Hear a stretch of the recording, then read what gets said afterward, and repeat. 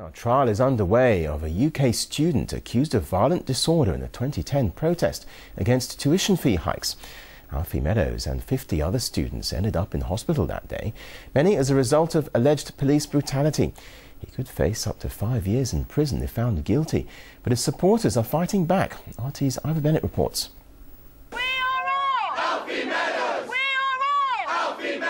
Fiercely defending the right to protest against what they call a corrupt system. These demonstrators are here to support an alleged victim of police brutality, who's now a victim once again.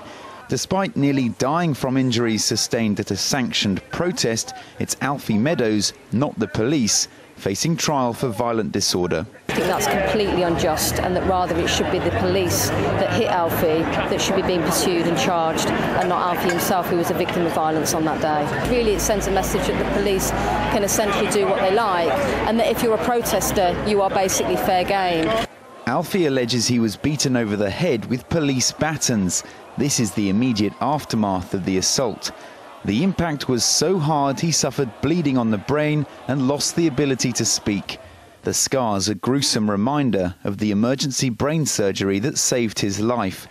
Alfie had been demonstrating against university tuition fee hikes, along with thousands of other students.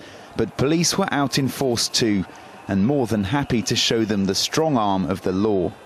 Alfie was one of over 50 who ended up in hospital after the protests, most of them students. But the only ones who have been charged in connection with the violence are the students themselves. A year on, not even a single policeman has been investigated. The same protest saw a disabled activist dragged from his wheelchair and pulled along the road. Despite this video evidence, no officers were charged.